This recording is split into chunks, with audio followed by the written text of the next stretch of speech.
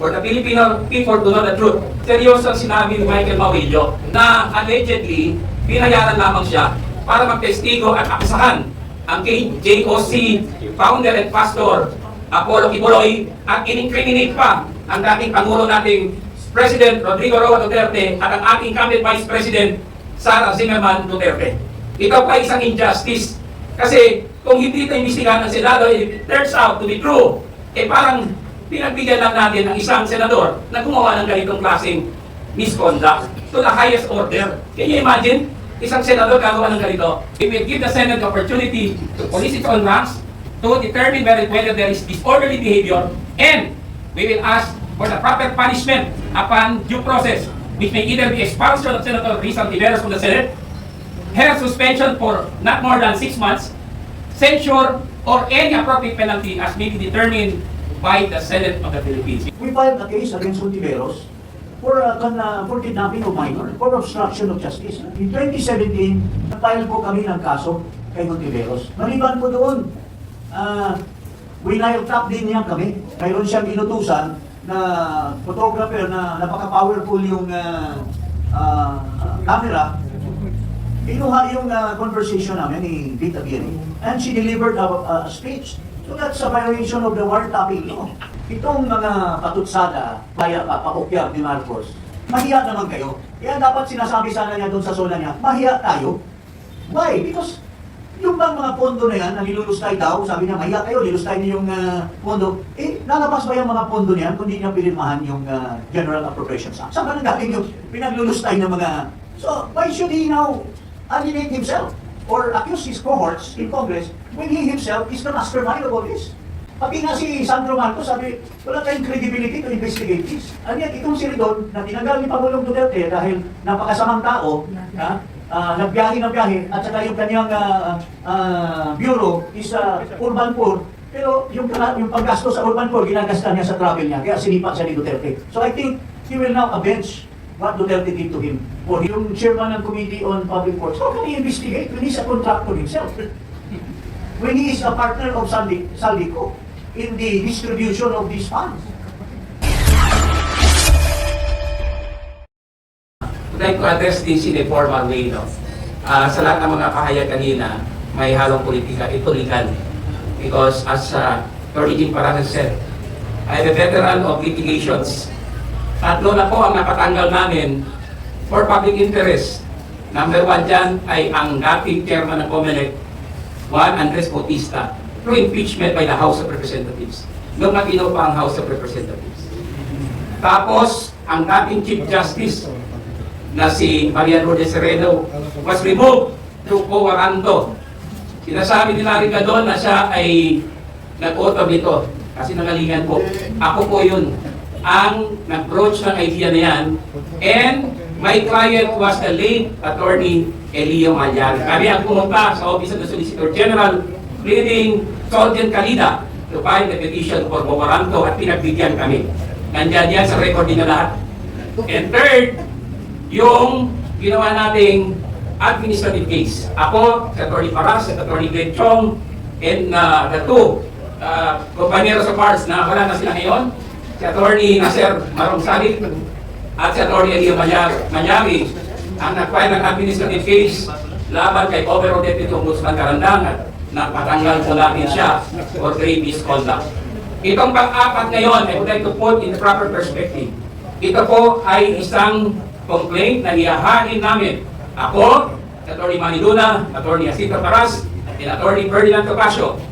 Ang isang ethics complaint sa Senado laban kay incumbent Senator Rizal Tiveros for disorderly behavior pursuant to Article 6, Section 16, Paragraph 3 of the Constitution. Ang hinihingi namin dito will be for the Senate to conduct an investigation. We are not saying that she's already guilty kasi meron due process at naniniwala po kami mga abogado, including Atty. Ginny Bondo, na dapat may due process. But for purposes of initiating the investigation for possible ethics violation and disorderly conduct, magpahari po kami ng complaint either today or tomorrow sa Senado para mabigyan ng pagkakataon ang Senado to police its own ranks and for the Filipino people to know the truth. Kasi seryoso po, gaya ng sinabi ni Atty. Paras, seryoso ang sinabi ni Michael Maurilio. Hindi namin sinasabi na tama na si Maurilio, na correct ang sinasabi niya. Pero seryoso yung kanyang aligasyon na allegedly, binayaran lamang siya para magtestigo at akusahan ang KJOC founder and pastor Apollo Kibuloy at in-incriminate pa ang dating Pangulo nating President Rodrigo Roa Duterte at ang ating incumbent Vice President Sara Zimmerman Duterte.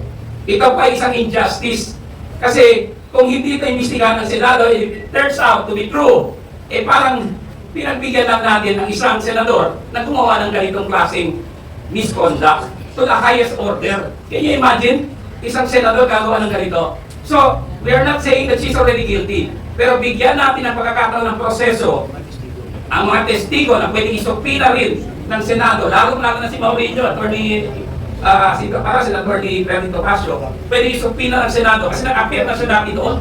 Ngayon, nire-retract niya lahat ang sinasabi niya na hindi totoo yung sinabi niya.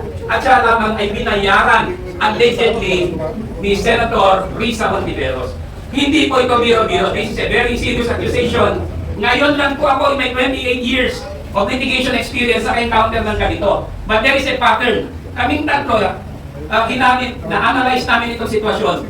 Way back in 2017, meron nang ginawa si Senator Risa Hontiveros, which led to the filing of cases against her before the Ombudsman. Nung time ng pandemya, meron din nangyari sa Parmarin, according to Atty. Ferdinand Topacio. Tapos ngayon, meron retraction si certain alias Rene, known as Michael Maurilio.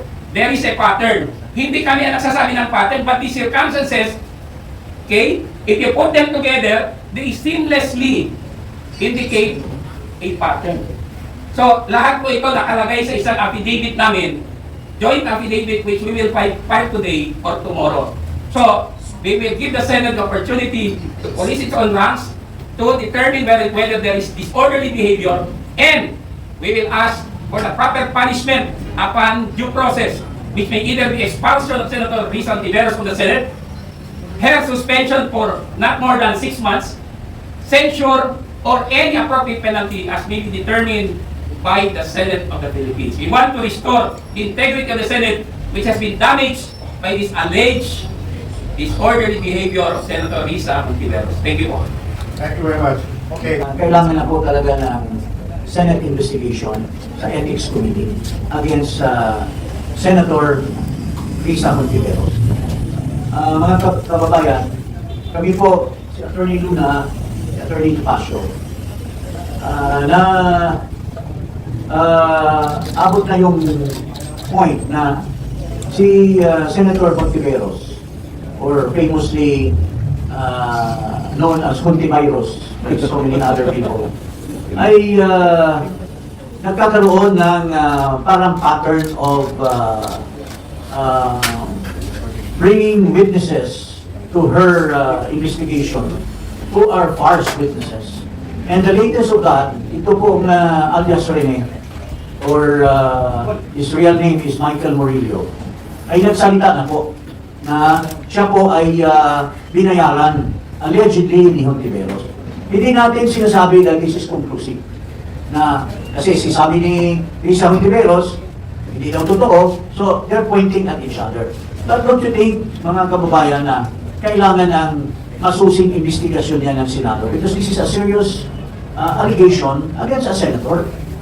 And it besmirched or it has affected the integrity of the Senate if one of them is someone who keeps on bribing witnesses allegedly. First of all, kami personally, ako si Ferdy, si Manny Luna was our lawyer. We filed a case against Hontiveros for kidnapping of minor, for obstruction of justice. Way back in 2017, naalala nyo si Kian de los Santos, nung inimbestigahan ng Senado yon, may mga supposed to be mga testigos na mga bata, mga pamilya ng isang mag-asawa, yung nanay nasa abroad, yung tatay ay nasa kulungan. At noong na-release yung tatay, pumunta po sa amin sa BACC at humingi ng tulong. Kasi tinago daw yung mga anak niya, yung Tiberos. So hindi, kami ni Ferdy, pumunta kami doon at true enough, tinago niya yung Tiberos, pero pinapasa-pasa niya. After we went there, pinasa niya doon sa Bishop David at doon namin nakita yung mga bata. So, in 2017, together with Attorney Malyari, may he rest in peace, Attorney Ipurong, with our lawyer, Manny Luna, nag-file po kami ng kaso kay Montiveros. Maliban po doon, winile-tap din niya kami. Ako at saka si former Justice Secretary Aguirre. Doon sa, while we were texting each other, mayroon siyang inutusan na photographer na napaka-powerful yung camera. Kinuha yung conversation namin ni Vita Aguirre. And she delivered a speech. So that's a violation of the wiretapping law. So, we filed a case in 2017, pero at the time, mukhang ang ombudsman din was Carpio Morales. Mukhang nabasura lang. At hanggang ngayon, I haven't, for the sake of justice, I haven't received any news from the ombudsman. So, there was also allegations about witnesses na nagkabayaran, allegedly, doon sa Parmali. And also, during the time of the impeachment of Justice Corona, Chief Justice Corona, Miriam Santiago mismo, when he quizzed the witness said it was Montiveros who created all those allegations against Chief Justice Corona. So, para sa amin po, hindi namin sinasabing ang pakay namin ay conclusive. Pero it's about time that the Senate should investigate their own. In order to erase the image that pwede pala, pag senador ka, pwede ka pala magdala ng testigo, mas pinatakpan mo yung mata, pinatakpan mo yung muka, tapos afterwards, magre-recant at itinuturo na binabayaran ka. So, yun po ang pakay namin with Attorney Luna here and Attorney Topacio. If not today or tomorrow, we will pursue our complaint against Senator Hontiveros in the Ethics Committee of the Senate. So, yun lang po ang nasabi ko tungkol dyan. Then maybe I can comment later on the issue tungkol sa yung corruption. But before I leave, ito lang po masasabi ko, with due respect. Itong mga patutsada, propaganda, at mga, kung sa Bisaya, paukyab ni Marcos, ito lahat ay just to erase his dwindling, public support. Napakababa na kanya ng survey. So he wants to bring it back. Pero inaakusahan niya yung sabi niya, mahiya naman kayo. Kaya dapat sinasabi sana niya doon sa zona niya, mahiya tayo. Why? Because yung bang mga pondo na yan, na nilulustay daw, sabi niya, mahiya kayo, nilustay niyo yung pondo. Lalabas ba yung mga pondo na yan kung di niya pinirmahan yung General Appropriations Act? Saan ba nanggaling yung pinaglulustay ng mga... So, why should he now alienate himself or accuse his cohorts in Congress when he himself is the mastermind of all this? Lalabas pa yan lahat. So, yun lang po masasabi ko in relation to what Attorney Topacio has stated. Ito lahat, if only he can prove to us right now na sincere siya, then let it be. But in the meantime, tulad ng kay Magalong, i-reject niya, tulad ng mga ibang suggestion to create a third party. Ang ginagawa nila, inutusan nila yung accounts committee na kinwestiyon mismo ng sarili nilang kasama, si Toby Chanko, na parse yung investigation ng Ridon. Alam mo yung Ridon na yan, kilalang kilala pa yan, well, with due respect, he's my good friend.